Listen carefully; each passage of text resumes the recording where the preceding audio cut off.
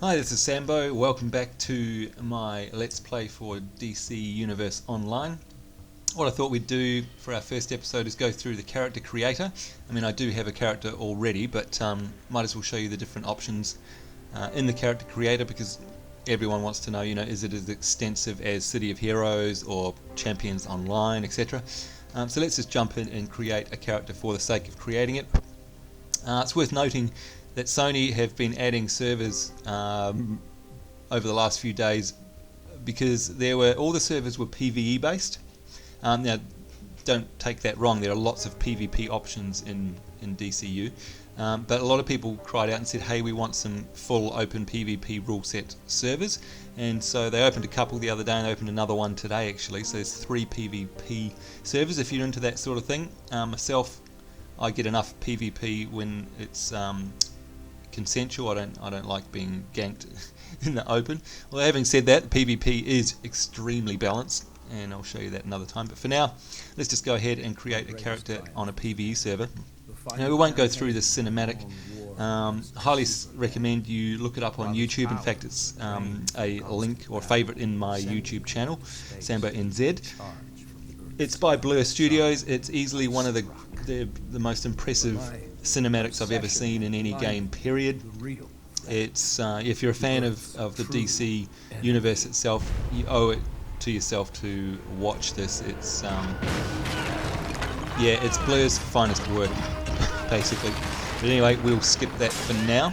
And the story's actually really good. It sets up the whole premise. I am not too late, for I will not be here. And this is the tail end of it. Future. That's Lex Luthor talking. Done. I must leave this earth to you. Speaking of talking, the voice talent in this game is outstanding. There's some huge names in this game, like Mark Hamill plays the Joker. We've got Will Wheaton playing Robin. We've got Gina Torres, who is Wash's wife from Firefly. She's Wonder Woman. Adam Baldwin, who is Jane Cobb in Firefly. He plays Superman, and the list goes on. It's fantastic. Anyway, in this video, I'll just take you through the character creation options so you can see what's available. So we won't hover over them too much. A lot of it's self-explanatory. Actually, let's go female just for now. Medium. This is the first thing you have to choose. You can either completely customize your character from scratch at the beginning, or you can select a set that's inspired by your favorite DC superhero, which, by the way, you can still totally customize. So let's do that so you can sort of see what I mean. For example, if I was a Batman fan, I would choose this, and it's automatically going to set her up to be a hero. Her power set is going to be gadgets. Her role is crowd control. Her movement is acrobat, and her combat is martial arts. Now we'll go through. I know that probably doesn't mean much to you right now, but we'll go through all the options there later on. And in contrast to, for example, let's go back to the Batman one. Movement being a classic case. Her movement is acrobat. If I was to choose the Flash as my inspiration, where did the Flash go? There it is. The movement would be super speedster, and different different power set and different role, etc., etc. So if you just want to quickly set up a basic template, be that a hero or a villain, you can choose one of these and then customize it from there. So let's do that. Let's choose, I don't know, Batman. There we go. And so as you see, it's automatically populated all of these. I'm a hero rather than a villain. My personality, I can still go in and change it. I can be, this sort of affects your emotes and the style that you appear in game as. It doesn't really affect combat. But for example, Primal, I would choose that if I was making myself sort of an animal-based superhero or villain, probably. Comical if I was going to be dressed up as a clown or something. Flirty if I was going to wear some slutty outfit or whatever. But in this case, Batman is pretty serious. I think we'll choose serious. Here's the power sets, and as you can see here, there's a number of choices, and this really does affect how the game plays for you. So for example, if I was to choose fire, if I was to choose fire, that's classed as a defensive power in this game. Things like fireballs, huge flaming knockbacks, setting myself on fire so that enemies get debuffed, fire debuffs, things like that, gusts of heat.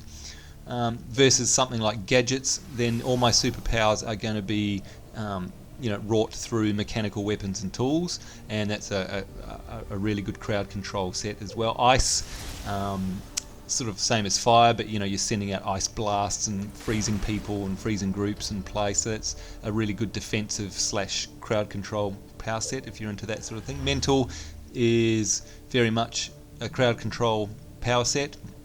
I mean, all of these have still offensive abilities and defensive abilities, and I'll get to show you all that as we get into the game. But as it says there, this is a defense set primarily. This is a control set primarily, and it just means that the talents are more suited to that style of play. But it doesn't mean that you don't have any offensive powers, for example. Nature and sorcery are both defined as the sort of core healing. Well, there's no classes, but healing power sets, I guess. So all your abilities are going to still have, some nasty offensive stuff in there, but there's going to be some really cool ones for healing your team.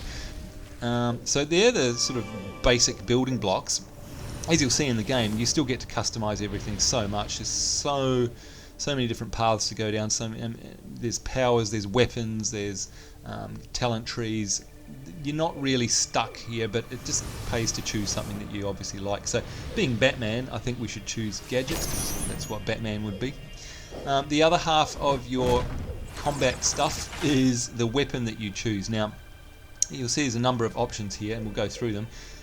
Just take note that until you level up a bit more, you're going to be not stuck, but these are, like for example, if I choose bow, you are only going to be able to use bow in the game for a few levels. You're not going to be able to then, for example, equip rifles, because they're just simply not in your tool belt at the moment.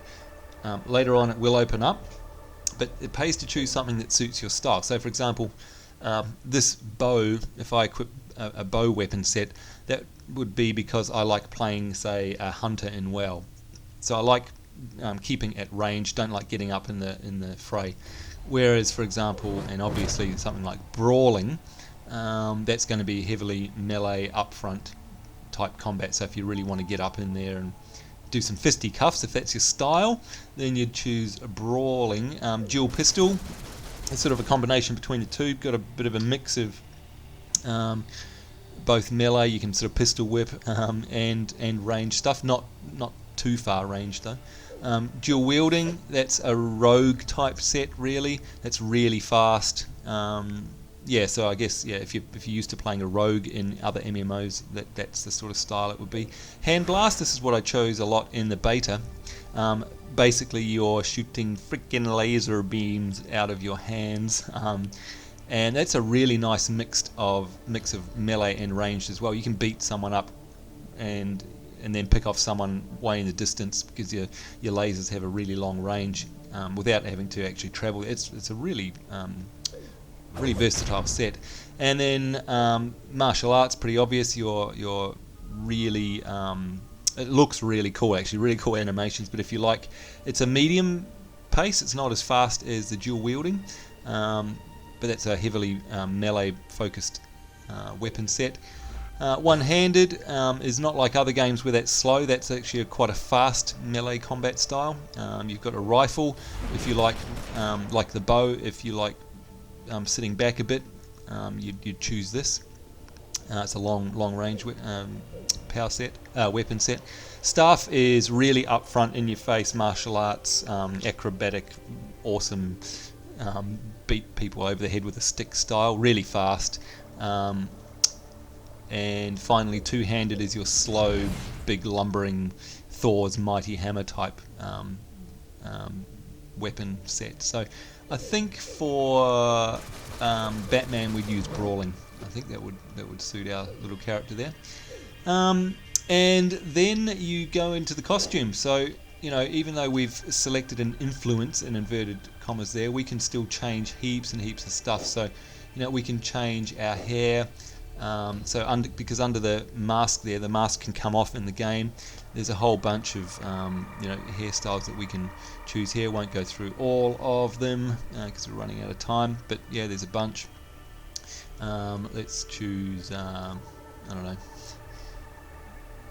That'll do. And even your skin type. So here's where, for example, you'd make your animal-based superheroes. Tiger, wolf. Or your shiny robot types, fox, undead if you want to be a zombie, chrome, glowing, barbarian, human, another human options, few human options actually, lava, rock, mummy, reptile, plant, cyborg. I mean, there's just heaps and heaps and heaps of options there. Robot, I'm going to choose tattooed because I like tattoos. So let's do that. Then we can actually choose the gear, and this is where it gets nuts. So once it loads there, we can go through. As you can see, there are tons and tons and tons of pieces of equipment. I'm not going to bore you to death going through all of this because it would take an hour, but just take my word for it that pretty much anything from a classic sort of old school superhero through to a modern look is in here. And don't be disappointed if you think there's not many options. I mean, there are, but you just start picking up more and more styles of gear in the game anyway. So this is really just your first, how do you want to appear in the world and have something that you can always come back to type look. So don't worry if you either A, make a mistake, or B, feel that there's not enough of a choice in here. I mean, I'd be surprised if you felt like you're limited on choice, but you can pretty much have any sort of any sort of look that you like. It's amazing. And you can also change your emblem as well. There's loading a whole bunch of them there. Different types of gloves, obviously, and I love their classic ones as well. They just really look cool, I reckon, like that. Really cool old school stuff. So yeah, and you can change your belt, the legs, and I mean there's everything from typical tights to sort of techno things to business suits and swimwear and jeans there. I mean, mini skirt, you name it, it's all there. You're going to spend absolute ages in here trying to find something that you like, and no doubt do it all over again when you create another character. So yeah, it's pretty cool.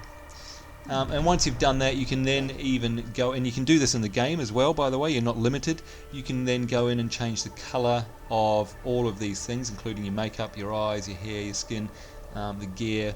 And with something like the gear, you can actually either just choose from a palette, so that you've always got these 3 basic color choices, which is great, by the way, because it means that everything matches automatically.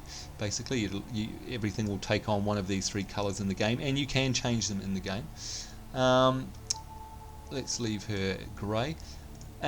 Or you can actually go in and customize each individual piece of gear. So the individual emblem or the chest, or change what color the heels are on the boots, etc., etc. And again, all of this is available in game as well. You're not stuck with it, which is just fantastic. You can do the same with your skin, do the same with your hair. So let's give her some, I don't know, silly bright red hair. There we go. All right. And the last step, I think, is that you basically have to name your character, and that's it. So I hope you enjoyed that very, very, very brief blast through the character creator. And next video we'll hop in and have a look at the opening levels. See ya.